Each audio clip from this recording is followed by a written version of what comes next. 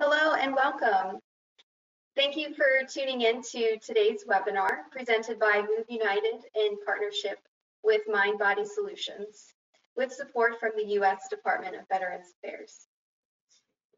Hi, everyone. Welcome back for those who came to the webinar or attended the webinar last week, and welcome for the first time for those of you who are joining us for the first time. I have the absolute pleasure to be representing Mind Body Solutions. We're a small nonprofit, and we share yoga with people of all abilities, working to help transform trauma, loss, and disability into hope and potential by unlocking the mind-body connection. And I'm thrilled to be partnering with Move United. Thank you, Julianne, for that great introduction. This has been a complete joy for me to begin working with Move United this year. As Julianne said, we got one live yoga as a complementary approach to whole health living live workshop done in February before the pandemic hit. And now we're doing them online. And part of our moving things online is this webinar series. So I'm really excited to be here. I'm excited to be reaching more people. And today we're going to talk about simple yogic practices that caregivers can do on the run. So I was not at all surprised, of course, by the answers to the poll that reducing anxiety and stress during your workday, during any time, but certainly during your workday, is a really big deal for a lot of us who are caregivers. And then also having enough energy to get through your day.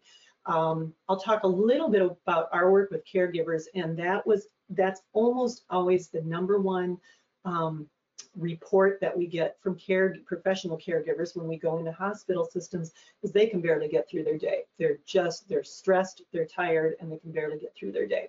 So today we're going to do a couple different little practices, some that I hope that you can use for energizing you during the course of your day, whether you're a professional caregiver or a personal caregiver or somewhere in between, or both, as many of us are. We'll do some practices that'll hopefully help boost your energy a little bit, and then we'll also do a few practices that will help calm and ground you. And the cool thing about these is that you'll take what you want from this seminar. They're pretty simple practices, easily done. We'll practice them today, and I hope you practice them with me, so I'm not doing this alone in my garage loft. But you will find which ones work for you and which ones don't. But then I want you to share them with the veterans and the people that you are providing care to. So ideally, you might find that softening the organs of perception, something we'll do here in a little while, really speaks to you. Then you're going to share it with somebody. And in that sharing, there's a creation of a dynamic between you and the person that you're caring to, or caring for, excuse me, and it benefits both of you. And so that's one of the things I love about these. We're not doing any fancy yoga poses at all today. That's for another day. Today, very simple practices that can be shared between caregivers and those who are receiving care. So why yoga? We'll talk really briefly about this. I've been a physical therapist for a long time, for about 30 years. And I've been practicing yoga for about 20 years. I fell in love with yoga. I went because I wanted some stress reduction 20 years ago. I had 2 small children, and I fell in love with it. And I found that it was really the only thing that completely lifted me out of my day-to-day, busy life, and allowed me to really move inward. And I was hooked. I fell in love with yoga. I started bringing it into my professional practice, and I found that my patients loved it, my clients loved it, and it also fed me. And it was fun, and it was different, and it was one more way to provide a really holistic way of reaching the people that we provide care for. So I continued doing this. I started working for Mind Body Solutions, and now we do a lot of teaching in healthcare. We again provide services for people who are living with disabilities also, and it's pretty much my dream job. So I've been lucky and fortunate to land here. So one of the things that caregivers, both professional and personal, experience is what's now called compassion fatigue. I guess maybe that's more palatable palatable term than burnout, but compassion fatigue. And I'm going to read the definition to you. It's on this sheet. Look at it or don't, as you wish. Compassion fatigue can be defined as the emotional residue or strain of exposure to working with those suffering from the consequences of traumatic events. And the way that we look at it at Mind Body Solutions is if you're a caregiver and you're sort of steeped in a situation where there's a lot of trauma around, we think you're kind of breathing it in just like secondhand smoke. So whether you realize it or not, you may be absorbing some of that trauma into your mind, into your body, or they are not too, and taking that home with you, and feeling the sense of strain that brings, the sense of stress, and the absolute fatigue that brings. So you know, one of the beautiful ways to address this is through the use of simple yogic practices. So we did a long study with, or not study, but excuse me, a workshop or program, series of programs with a health system here called Park Nicollet here in Minnesota. And after the mind body training, they reported improvements in feeling valued at work, having the energy to get through your day, there's that energy, their current state of well-being improved, and their sense of personal accomplishment, feeling like they were effective at work. Anybody ever feel like you're just not being effective at work? So even that feeling of effectiveness at work increased by doing some of these just really simple mind-body practices. And then I've referenced a couple of articles at the end of your handout that yoga has found to be an effective tool in addressing the symptoms of PTSD. So it has been shown as a really good tool to use for those who are suffering the effects of trauma and for ourselves. How does this work? We won't go deeply into the science today, but mostly I want to talk a little bit about the sympathetic versus the parasympathetic nervous system. Research is telling us that most likely, in fact, yoga has an effect on the parasympathetic nervous system. So remember that the autonomic nervous system in our body, you've got one branch, the parasympathetic, the other branch, the sympathetic. Sympathetic, of course, is the fight, flight, freeze part. Parasympathetic is the rest and digest, or the calming part of the nervous system. We'll talk today a little bit about breathing techniques that can activate or upregulate that parasympathetic nervous system, and see if we can quiet that sympathetic portion of the nervous system a little bit with some of these practices.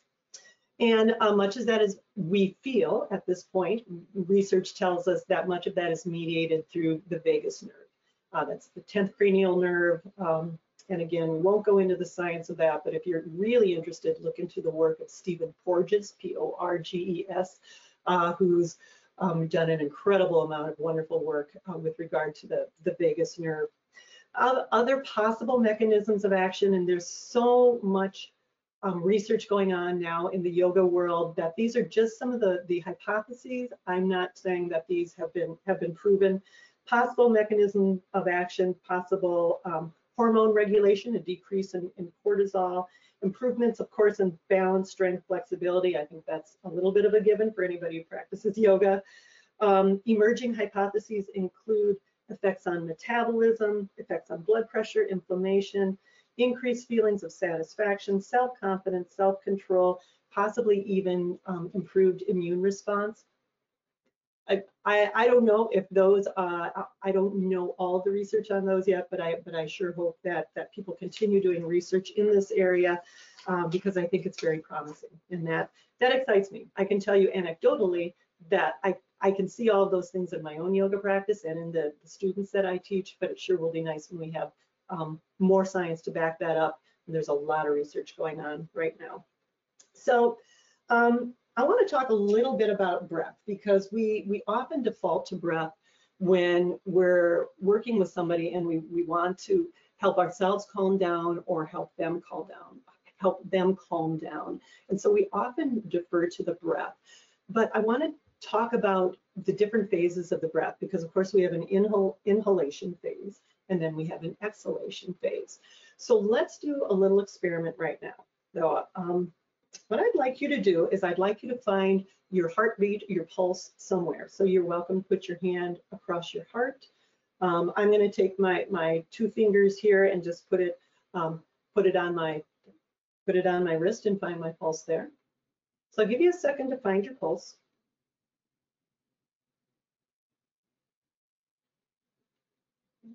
And now what I want you to do is just feel the pulse for a few seconds here.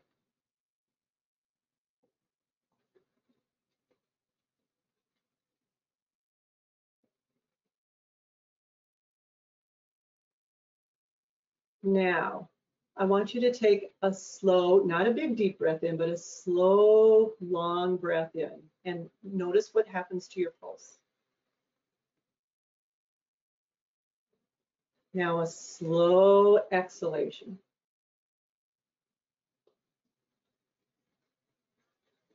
One more time, slow inhalation. Slow exhalation. Really slow your exhalation now. Did you notice a change in your heart rate? That's normal if you did. And if you didn't, that's okay. Play around with it. Try it in different times. Try it when you're not at work or not in this setting, and see if you begin to notice that your pulse increases or speeds up a little bit when you inhale, and it slows down a little bit when you exhale. And we actually have a name for that. It's called physiological sinus arrhythmia. Long term, but long phrase.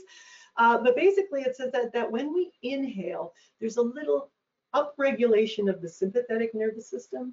And when we exhale, there's an upregulation of the parasympathetic nervous system, or a little dampening of the sympathetic nervous system. On your handout, I've referenced, you'll see that there's a reference number 7, page 269. If you want to read a really concise, nice explanation of that, it goes a little bit into heart rate variability, which we won't go into today. It's on page 269 of Bessel van der Kolk's book, The Body Keeps the Score. I'm guessing many of you have heard of that book, and if you haven't, you should read it. Fantastic book on trauma. But it talks a little bit about the activation, or the inhalation and the activation of that sympathetic nervous system, or if you want to say down regulation of the parasympathetic nervous system. But the important part for our calming is what happens in the parasympathetic nervous system. So when we lengthen our exhale, we will further activate that parasympathetic nervous system. And that's what we want to do. We want that calm state for ourselves, and of course for those we're serving. So let's try a couple simple breathing exercises to help activate our parasympathetic nervous system. So the first one is just really simple. It's on your page here, so don't write it down if don't happen to be looking at it. For about 3 to 5 rounds of breath, I want you to take a slow, easy inhalation and a slow, easy exhalation, but lengthen your exhale just a beat, just a dot. All right, so let's go ahead and do that. Let's go ahead and take 3 rounds of this. So we'll inhale slowly, exhale, a little longer exhaling. Now do 2 more on your own. Easy inhalation, slightly longer exhalation.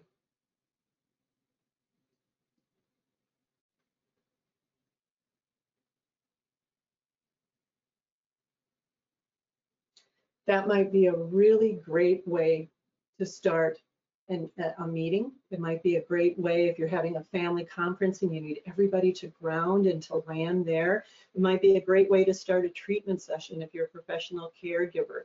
You know, hey, let's ground here for a second. I'm just gonna put my hands here on my knees and let's breathe together.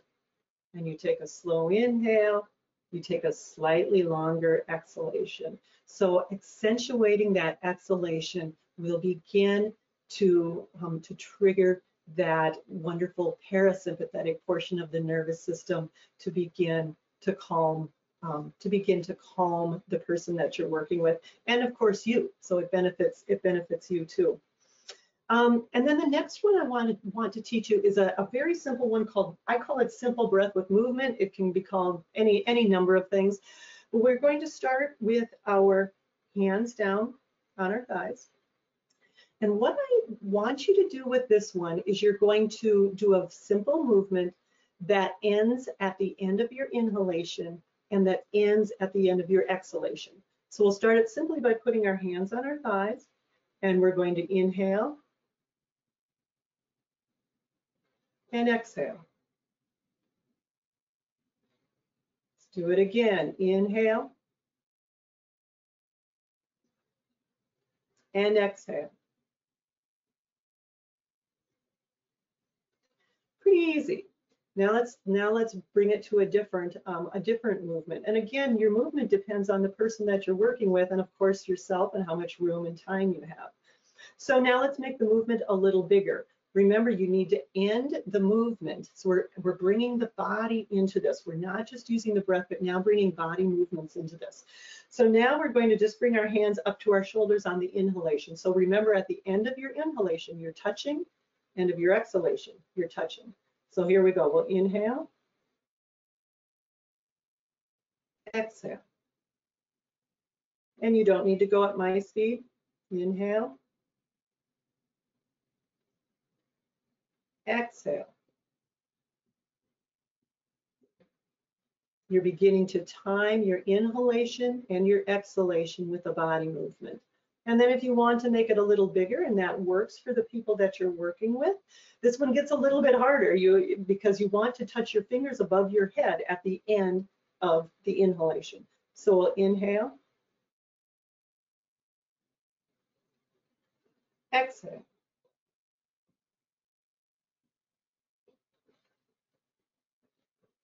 Inhale.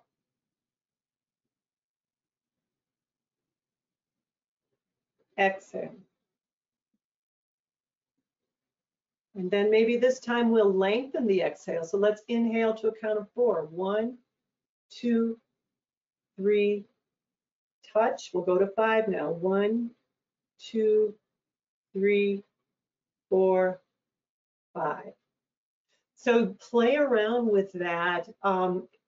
Using the counting is often very effective, especially if somebody is agitated, because it gets their mind off that and it slows the breathing down. And what we want to do is slow that breathing down. We want to, even if we don't lengthen the exhale, the slow rhythmic pace of the breathing will gradually help to calm people down. So that's one of my favorite ones. Both of those are very, very simple and can be done very quickly when you're working with your clients or your family. Okay, let's talk about some simple practices for energy. So I have 3 simple and quick practices to do.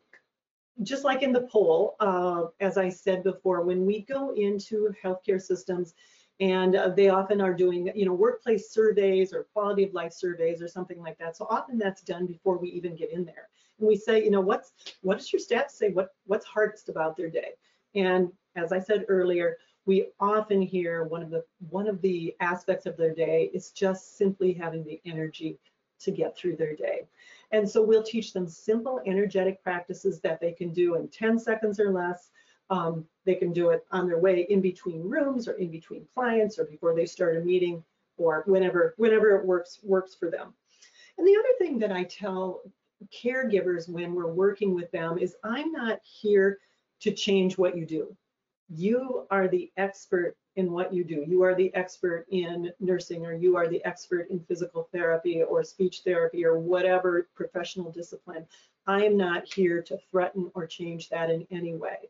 What I might be able to do is help to change how you do your job, not what you do, but how you do it.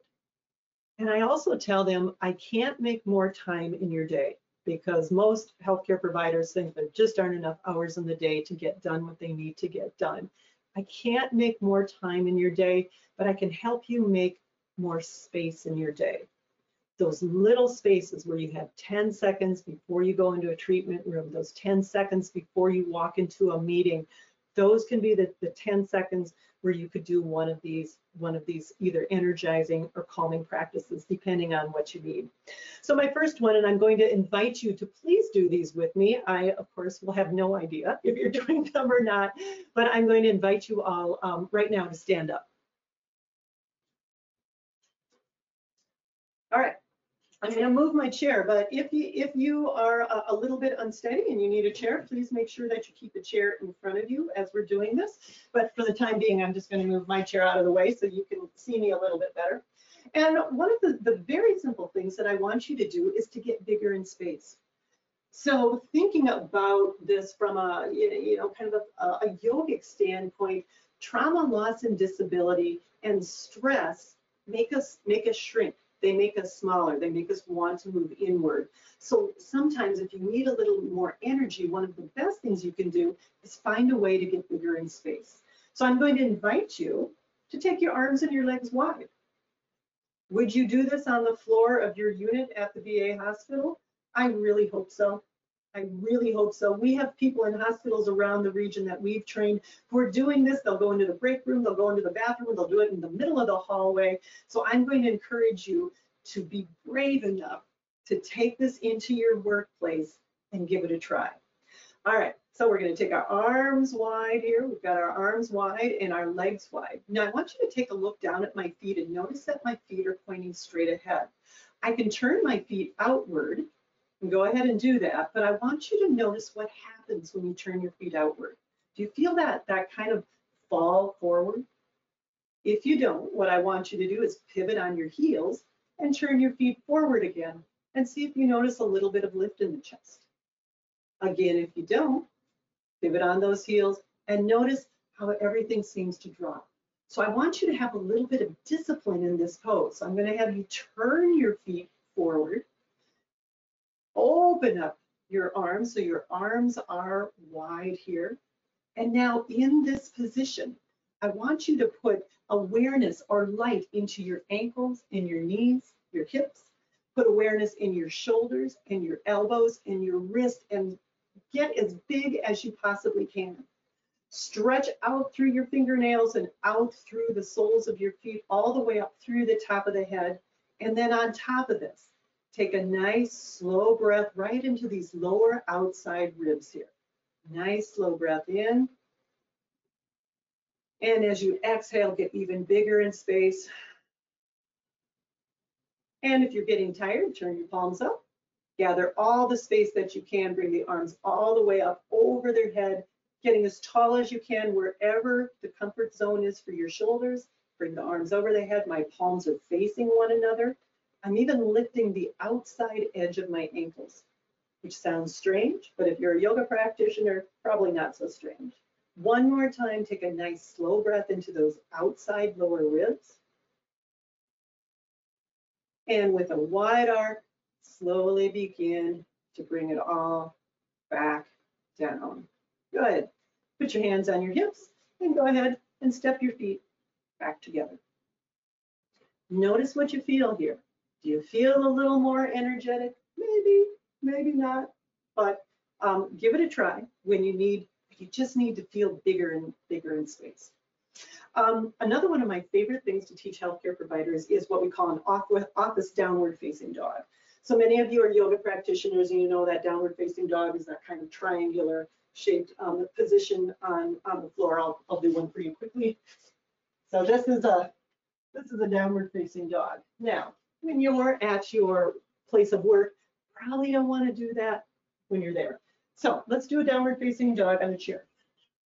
I'm going to take my chair. I would invite you to take your chair too, unless you have one of those wonderful rolling chairs that they always have in healthcare, so you can zip between desks. If you have a rolling chair, make sure you're stabilizing it somewhere or go to your desk. So we'll do it on a desk in a minute too. So I'm going to just stand in front of my chair. Notice that I'm about a foot away from the chair here, standing. And then I'm just going to come down to my chair. Notice that my shoulders are over my wrists. My back is pretty straight. My head is in line with my body. I'll inhale here, and if I exhale, I'm going to take a big step back with one foot, and then a big step back with the other foot. And rather than rounding my back, I'm actually going to keep my back straight and draw my hips back over my knees and my ankles. I don't want my head cranked up. And once I take a look at my feet and make sure there's a little bit of space in between them, I'm just going to keep my head in line with my arms, like so. Again, take a breath or two there. And then slowly walk it back up. Bend your knees if you need to. And then come on back up. One of my favorite things to do. Takes 5-10 seconds. And if you don't have a chair, please go to your desk. So we'll take one off the desk here. Notice my hands are very, very wide in this picture. Coming back. Or you can even do it against a wall.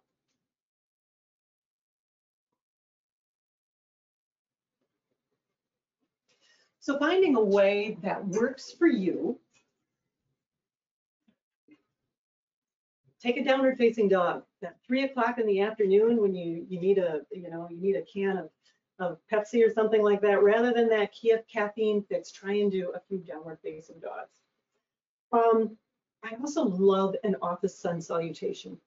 So we're going to start out doing a seated sun salutation for those who are with us who are using a chair, and for those of you who are sitting in a chair right now. Let's go ahead and a sun salutation is just a string of poses done in succession. You can do anything you want with them. You can make it very complex, or you can make it very simple. So we're going to do a pretty simple one today. If your balance is impaired, please don't fold all the way forward, because I don't want anybody falling out of their chair during this. Just come down to your knees when we fold forward. So let's start here. Let's start in the midline so we're feeling balanced. Notice that my knees are straight out from my hips and my ankles are underneath my knees. So I'm sitting in kind of a 90-90 position here. Starting here, we'll go ahead and inhale. And let's exhale and drop our hands down. Inhale, wide arc up. Exhale, let's take it down either to your knees or to your shins. Inhale, hands to your knees, little bit of a back bend. Exhale, let it sink back. Inhale, drop those hands down, long spine as we come up. Exhale, bring it back down in the center. Breathe here. And let's do another one. Inhaling here. Exhaling, drop it down. Inhaling up.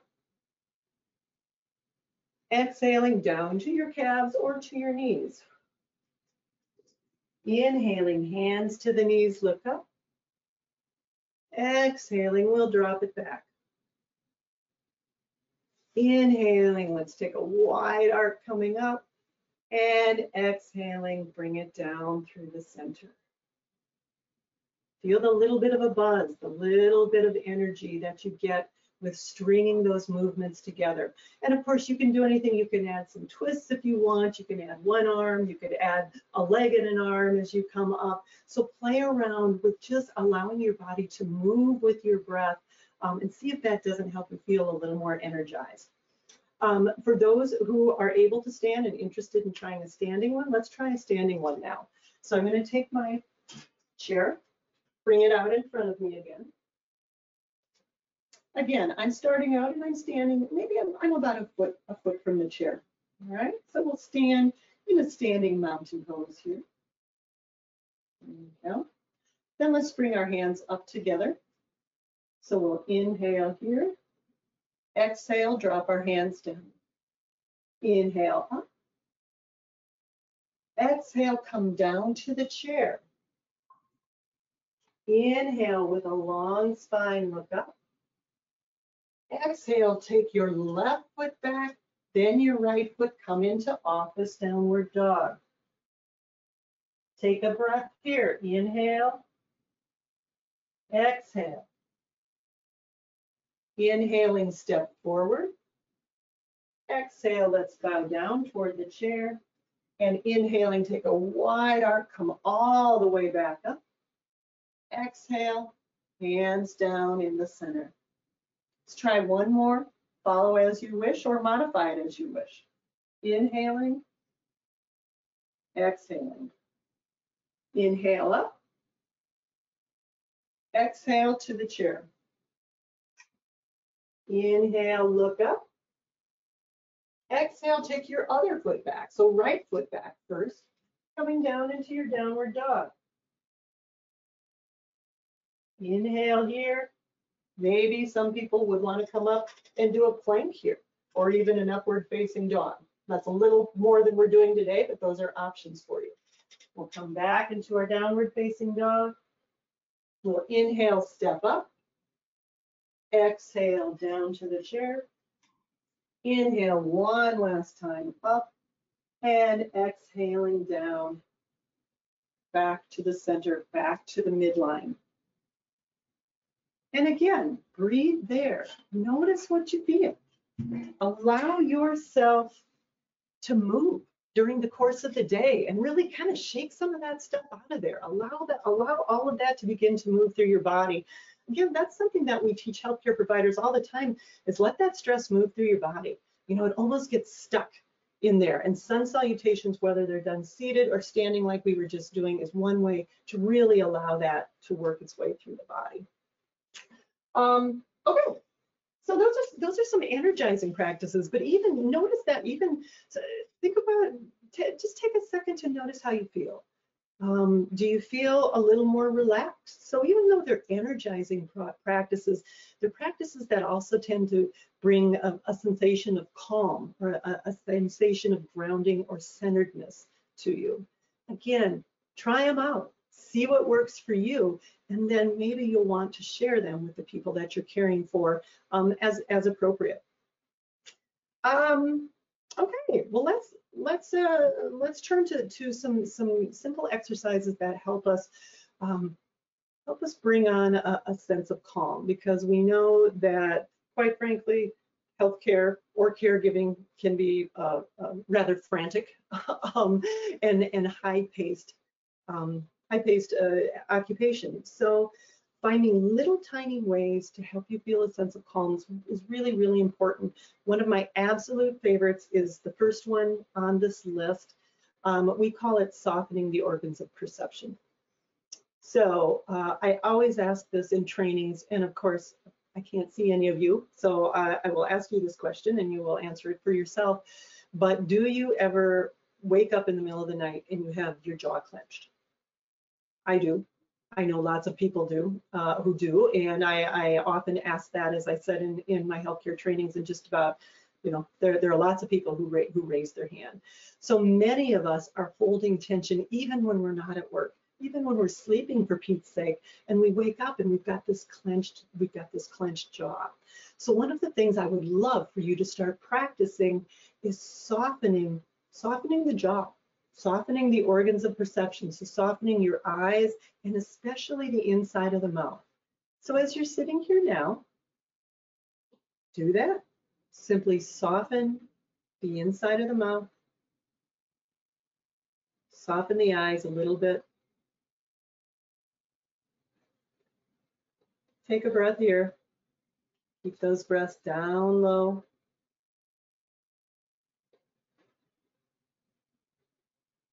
And then release, and then you go on about your day. I have a little story I have to tell you. I'm full of stories, and I know we don't have time for a lot of them, but I have a story I have to share here. We were doing a pretty long, intense session, several months long, with a group of providers at a local eating disorders institute. And one of the nurses in the acute care portion of the institute, we did not know this, she told us after the fact, but she had been having TMJ, or jaw pain, for years, and she had been to physical therapists and dentists and oral surgeons and all sorts of practitioners trying to resolve this unrelenting jaw pain that she had. So she came to one of our sessions that we did there, and of course, we taught right away with softening the inside of the mouth. She didn't tell us this at all at that time, but she went off to her work and continued working for the next few weeks. But she took that one thing from what we taught that day, and she thought, you know, I've tried everything else. This is probably not going to work, but I've tried everything else. I'm just going to soften the inside of my mouth whenever I think about it. And she came back to us about 6 weeks later when we were in another session, and she told the story of how she had had so much pain, and once she began to soften the inside of her mouth, her pain went away. Now, is that going to happen with everybody? Of course not. But it's one of those little stories that I hold dear to my heart, because I know that little changes at the hub of the wheel, even when they seem a little bit simple, how could that work? Those little changes can be profound. And so start practicing some of these little practices that I'm teaching you today, because little changes can have profound effects. So that's one of my favorite ones. If you don't take anything else from today, soften the inside of your mouth, and notice how often you aren't softening the inside of your mouth when your tongue is really jammed up against the top of your upper palate. Simple one now, this one I have found as a physical therapist who works with people with brain injuries. I found this one particularly useful in helping them calm down, and me too. So this is a simple one. I'm going to turn slightly sideways so you can see what I'm doing. I'm going to take my hand, and I'm placing the heel of my hand right about right here, right above my brow line. So I'm placing it there. I'm just letting my hands gently rest on my hair here. I like to close my eyes, but you don't have to. You can just soften your eyes, and ever so slightly, almost like I'm pulling tissue paper, I draw my hand downward, drawing the skin down toward the bridge of the nose. Again, take a couple of slow breaths here.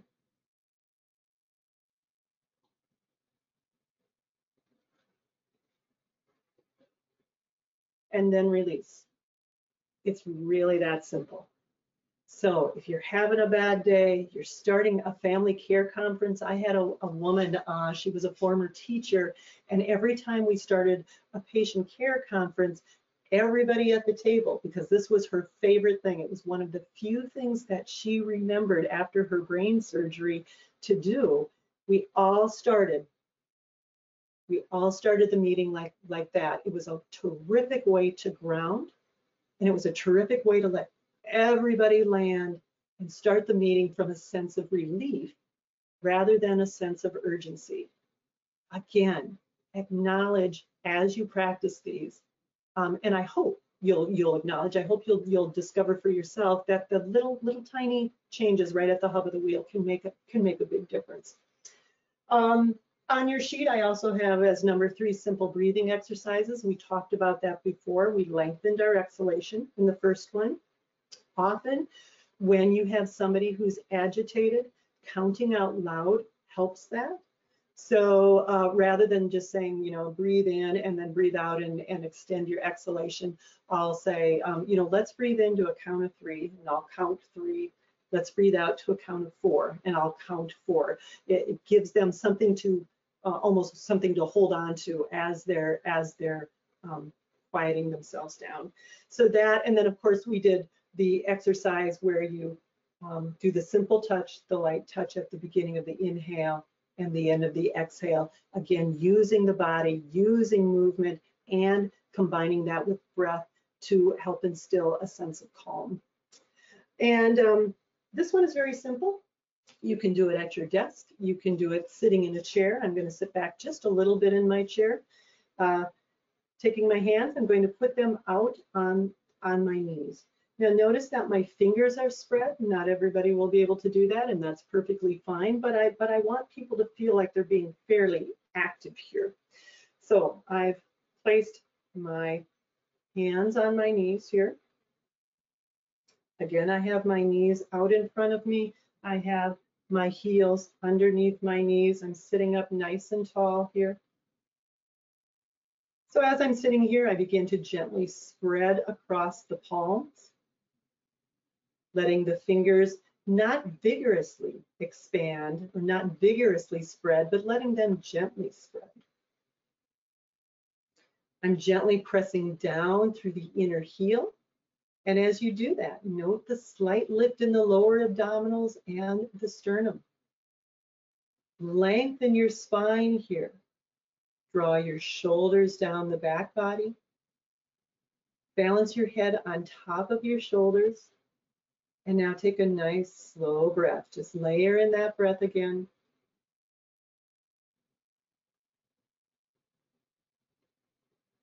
Couple times, couple nice slow breaths. As you're here, connect the sensation in the feet to the sensation of the spreading of the palms of the hand.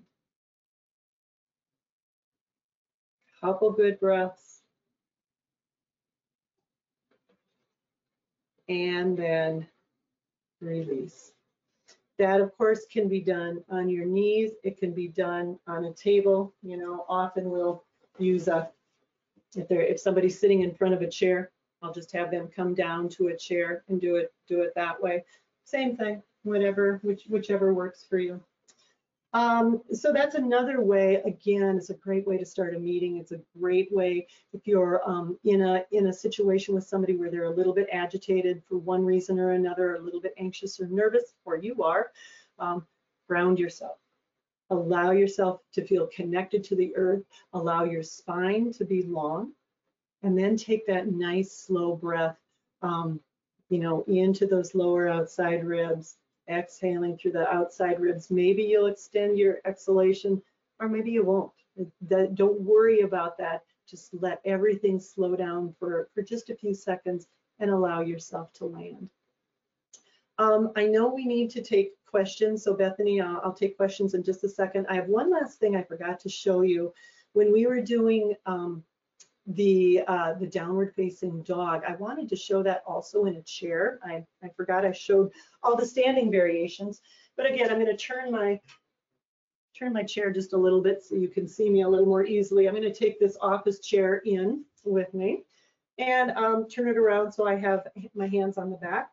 Again, I'm just planting my feet underneath my knees. My legs are directly out in front of my hips.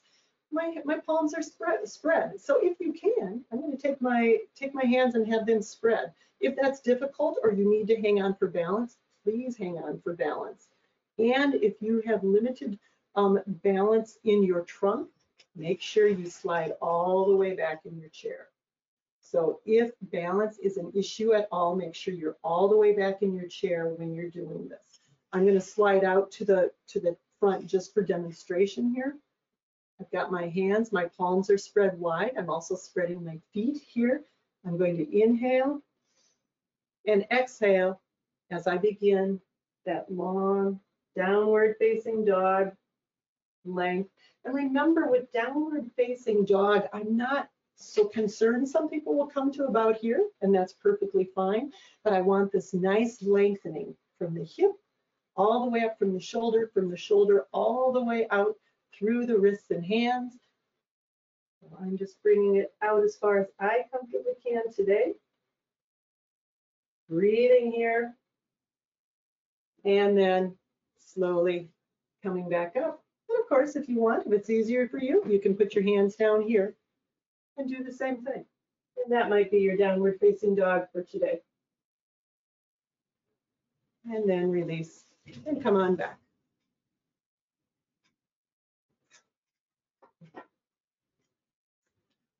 All right, well, thank you. Thank you. Those are just some of the simple practices that I like to teach healthcare providers, little practices you can do on the run that help us all, help us come back to the center. You know, we tend to scatter. Our attention is in many different areas when we're working, whether again we're professional or personal caregivers. So allowing yourself that that even a tiny bit of luxury, that 10 seconds. Again, I can't make more time in your day, but I can help you utilize those little spaces in your day to do things that nurture you and help you to get through your day more easily. Okay, I think that's all I'm going to say for the moment. Bethany, do you have any questions for me? Yeah, we have a couple of questions. This is from someone who attended our last session as well. And he says you mentioned that you should avoid doing a lot of breathing exercises, or and what do you recommend would be a sufficient number of repetitions for someone to do to achieve benefits, but without feeling like the activity is taking too long? Well, I think that's a great question. I think it kind of depends on the context. So let's say you're in a situation, and feel free to write back to Bethany if you want something a little more specific. So let's say I'm in a situation and I come in and I'm working with my veteran, and maybe they're having a bad day for one reason or another, and I think, okay, this would be a good opportunity to use some movement and breath to instill a sense of calm before we go do our therapeutic rec session, or before we go on an outing, or before we have our mental health appointment, or whatever the case is. So I might say, let's use that breathing breath. And sometimes you'll see people have those breathing balls, those expandable balls. Same thing. So if you happen to have one of those, you can use that too. But I might do a round of maybe 3 or 4 times. You probably don't need to do a lot more than a minute, maybe a minute and a half. So if we're doing, let's say we're doing the anxiety breath or the touch breath, where we start down here, it's going to take 1 or 2 repetitions for somebody to to feel like they've got the hang of it. Because it's kind of funny when you start doing this, sometimes it's hard to sync your breath up with your hands. So if I was starting this one, I'd say, well, let's just try this a couple times. We're going to inhale together, and I would do this right along with them. We all know that whatever's coming off us is going to be absorbed by them. Whatever's coming off them is going to be absorbed by us. So I am doing this with my clients all the time. And then I would say, okay, now let's do a count of 4 together. And let's end with our thumbs touching. So my thumbs are touching up at the top at 4. And then let's come down to 4. And there's always, one arm goes a little faster than the other, whatever it is. Sometimes it takes a little learning. And then I might say, let's inhale to 4 and let's exhale to 5. And I might do that for a minute. I probably wouldn't do it very long. And it's funny, sometimes we convince ourselves that we don't have time for self-care. So for those of you who signed up today, thank you, because that's often people don't. We convince ourselves we don't have the time for self-care. But I can assure you, you have 10 seconds. I can assure you, you probably have 1 minute to do a couple of rounds of this, or getting bigger in space, or you can whip off a downward facing dog in 10 seconds and go on. It can be your own little secret, or it can be out in front of everybody. From the healthcare organizations we've worked with, if one person has the courage to start doing it, people start looking over, and first they're kind of laughing, and then they start doing it, and then it becomes the norm. So be the person who takes the downward facing dog at the nursing station, and then go see your patient. All right. We've got just a couple minutes left. Yeah.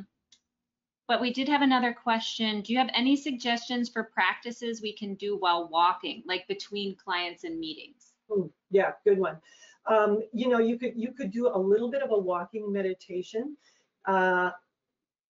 Most of the time, our anxiety tends to go toward the head. So what you're doing when you're walking between patients is you're probably thinking about that, or you're thinking about your grocery list, or you're thinking about something. What I want you to do when you're walking between clients is feel your feet on the floor. So you might be walking, and maybe you're doing something like heel to toe, heel to toe, heel to toe, heel to toe, something like that. Not saying it out loud, but saying it, or just simply as step, step, step, step. You could count to 10 and then start over and count to 10 and then start over and count to 10. But making the movement slow and a little more deliberate.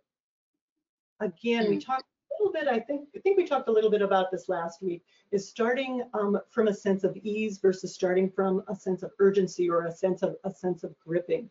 So if you've got the time, and you probably have 10 extra seconds, slow yourself down and feel your feet on the floor. That has the effect of taking this spinning down into the earth and grounding it. Another great thing, and I know we're running out of time, shoot. Another great thing is to get support through the back side of your body. So if you could stand back to back with one of your coworkers, that could be kind of fun. Maybe you go stand by a wall and just simply release your weight into the wall for 2 breaths, couple breaths, and then off you go. In our longer courses, we talk a lot about how support comes in through the back body. We talk about putting a hand behind the back of your sternum or the back of your heart and getting support there. Allow yourself to take support from the space around you.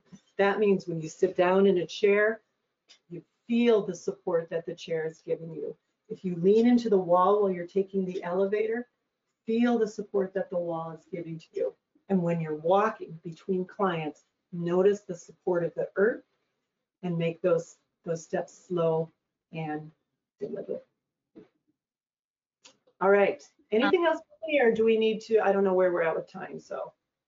Well, if we could do this one really quickly in like about a minute. There's just one more. Is there a special importance to spreading the fingers? Is there a special importance?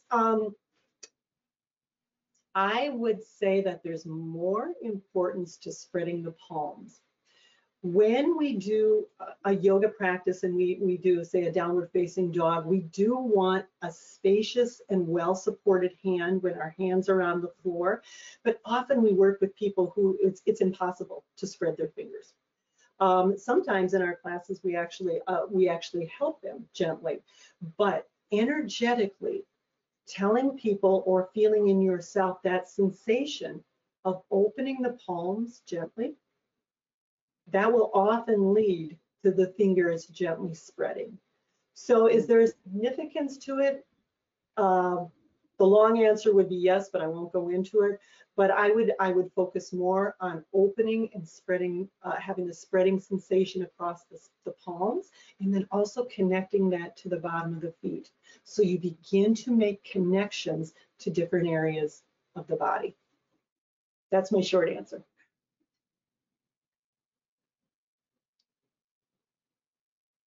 Any more?